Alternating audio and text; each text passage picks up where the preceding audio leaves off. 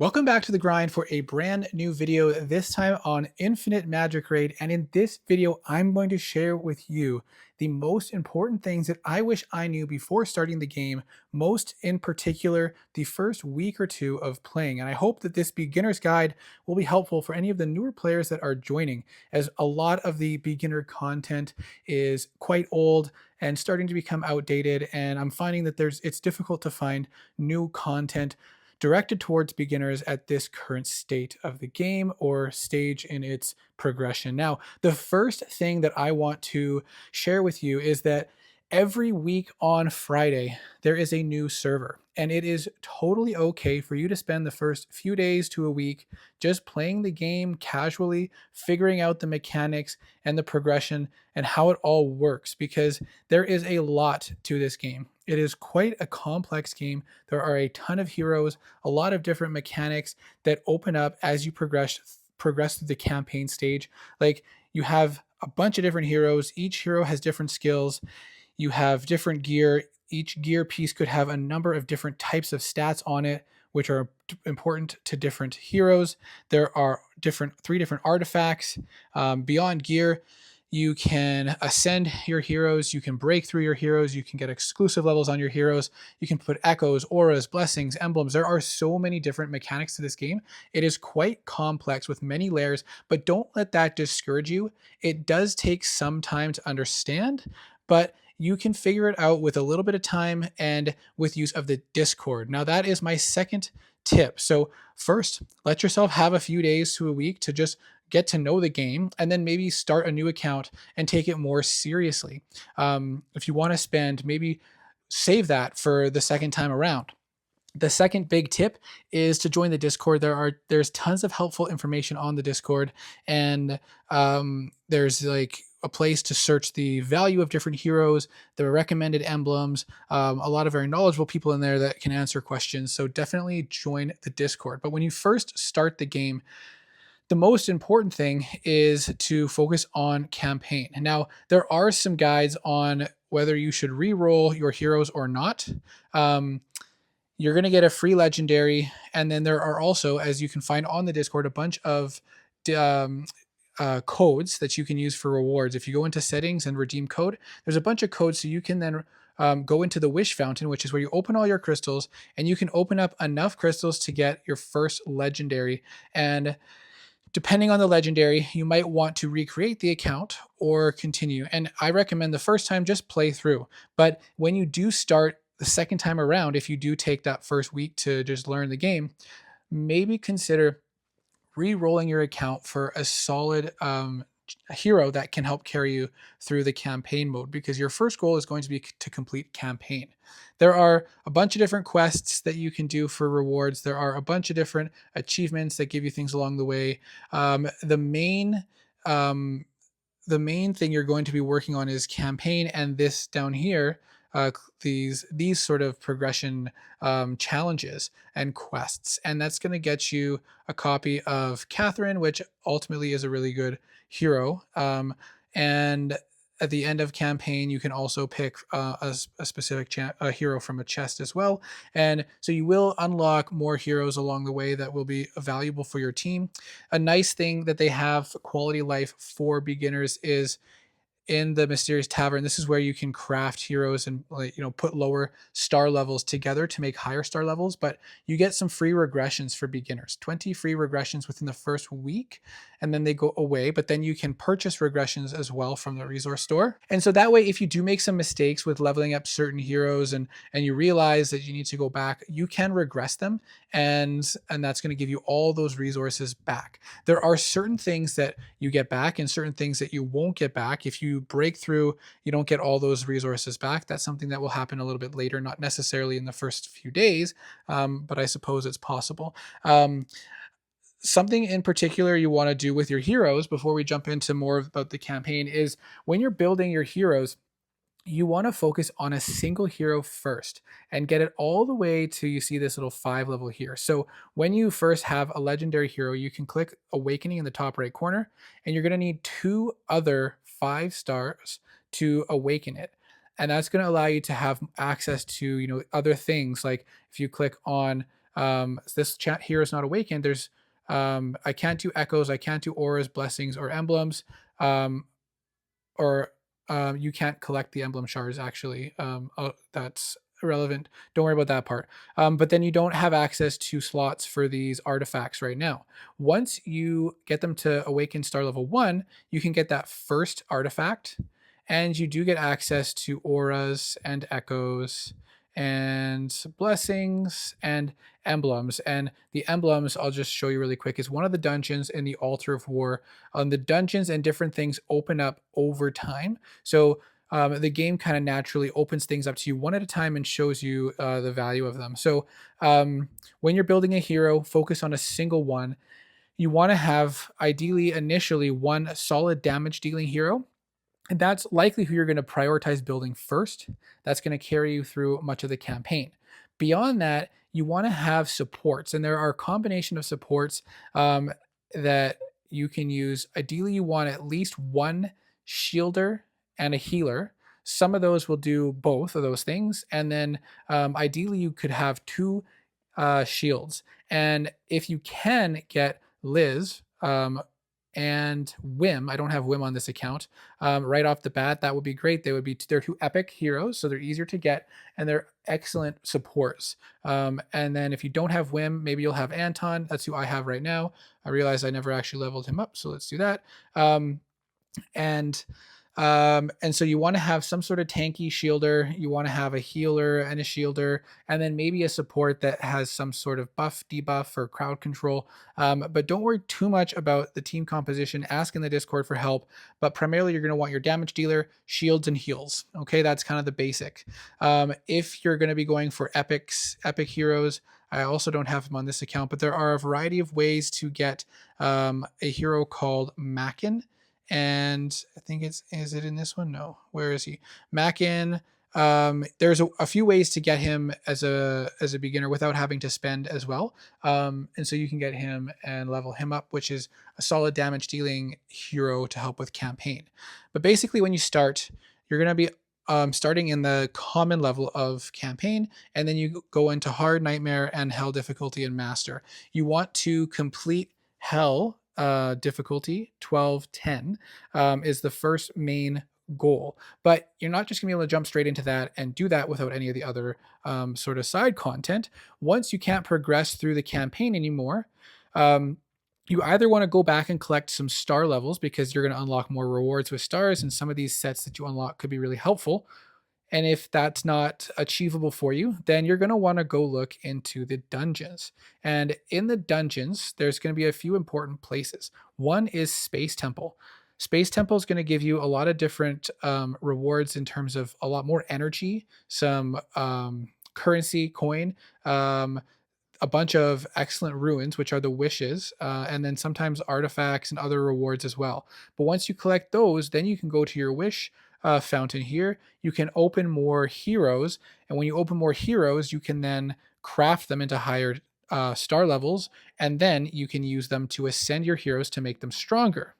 So once you do that, you might be able to progress through campaign more. If you've done all that and you're stuck, then you want to go back into the dungeon and you want to look at things like the Tower of Mark, if you have it open, and the Faction Abyss. Doing these things are going to give you other resources that are then going to help you make your heroes stronger as well. Once you've done that, you can go over to Talent, and then you go to Mark Talent. This is from the Tower of Mark. You get the marks within each sort of class here, and then you can use them to level up different attributes for the heroes of that mark. The class talent is what you get from doing arena, and arena is over here. You get it from classic arena. So make sure you're focusing on classic arena and getting the marks and stuff, getting the rewards and stuff from that as much as you can, because then you can go into talent and upgrade the different attributes there. Those are some side attributes that you can get to then make your heroes stronger, which is then going to help you progress through more campaign modes. And you kind of do this cycle of different things like that, and until you can get more progress and more progress and more progress. If that's not getting you anywhere, you can go into the Gate of Nibelungen, if I said that correctly. And in here, you can do different stages to farm gear and artifacts for your heroes. Artifacts once you've unlocked them, of course. The main one you're going to farm is this rum one because it gives you speed gear, and speed gear is one of the most important gear that you want. And we'll just pop over to gear now, and we're going to do a very basic entry level gear breakdown because it does get very complex.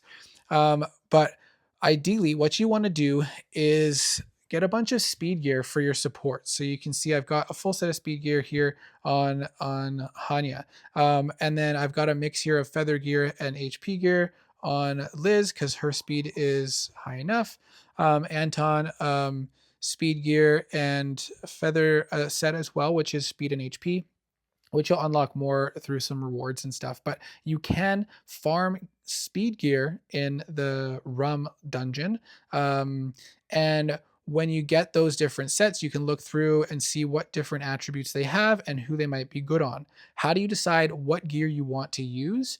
Well, you click on the hero in question, and at the very top, it says basic attributes. You can click on that little mark there, and it'll tell you recommended attributes, and that's fairly reliable for most heroes. And if you're getting stats in those areas, then you should be good. So mastery and attack, because he's primarily a damage dealer. I went with the mastery set bonus because that's giving 20% mastery, which is quite a good bonus. And then you want to try to find substats that have similar or other beneficial stats for the hero. So for him, I don't really want defense stats necessarily, but it is helpful for survivability. I don't want to necessarily build crit rate. I don't want to build effect hit, but I've got some of those stats in there. But primarily my goal was to find gear pieces that had at least 3 to 4 stats that are helpful. When looking at Hanya, for example, the supports, you want to build as much speed as possible. So when you find a gear piece with speed on it, you can start rolling it to enhancing it to see if you're going to get better stats.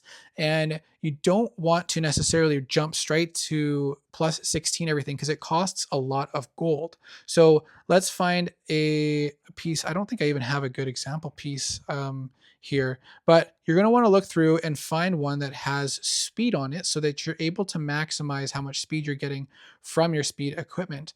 And it looks like I don't have any to use as an example even.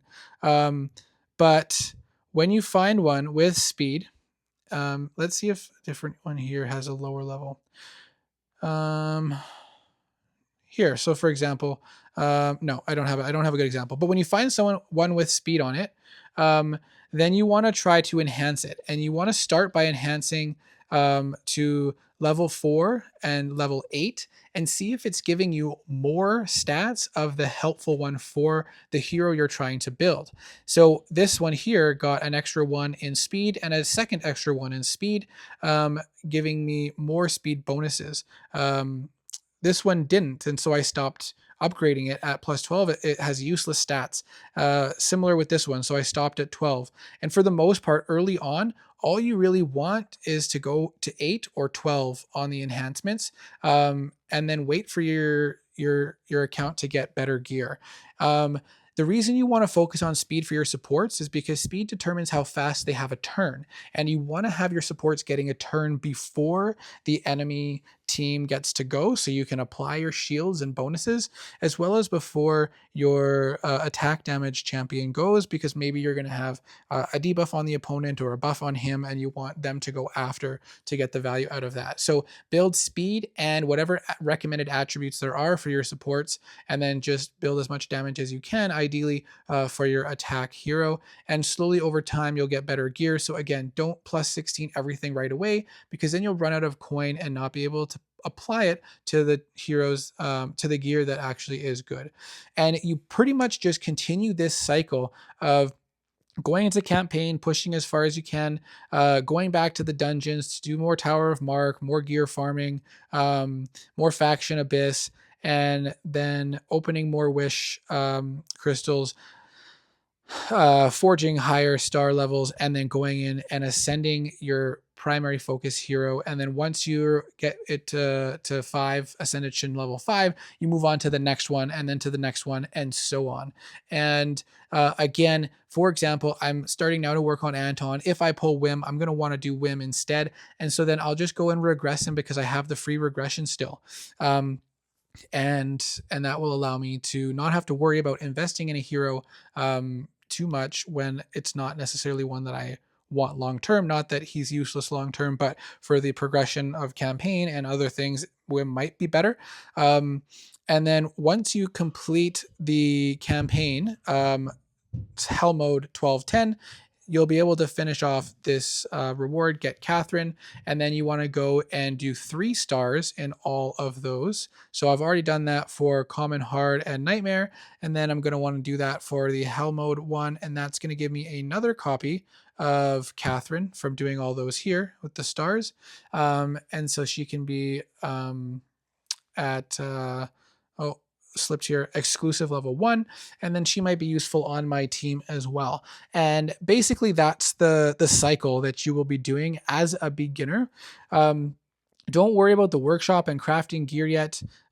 Sanctuary is a nice place for all your ascended heroes. You can get some additional attributes from that. Valhalla, this is where you're going to slowly over time be collecting these shards to summon your first mythic. And what I've heard is the first one you want to get is Nordak here, a defensive hero. And so that's the first one I'm going to go to. As soon as I've accumulated 100 shards, I can craft them.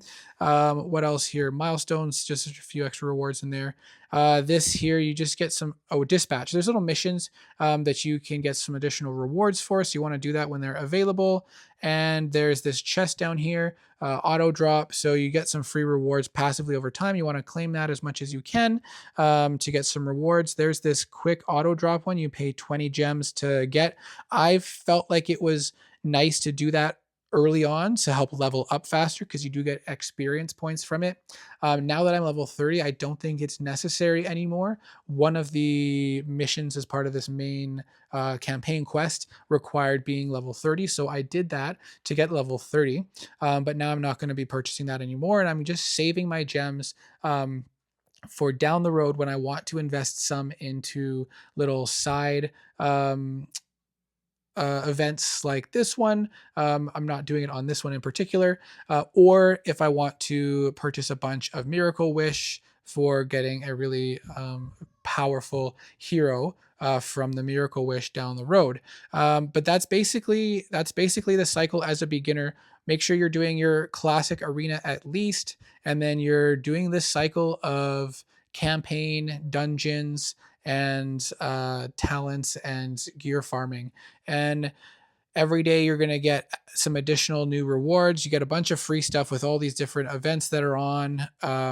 The quests and stuff like that is going to unlock other rewards. And as you, each day, you're going to get a bunch of extra wishes and free rewards that will then help you push your account a little bit further. And hopefully in 3 to 5 days, you'll be able to complete the campaign without too much difficulty, and then focus more on other aspects of the game, like pushing your Tower of Mark as far as you can in certain ones, pushing certain factions abyss and building teams around the different factions, and focusing on that. But the first week or two, it's really that cycle, kind of pushing campaign as much as you can to unlock the rest of the game and get some free heroes and start growing your account. So I really hope that this was helpful. Let me know your thoughts in the comments, and I hope to see you in the next video.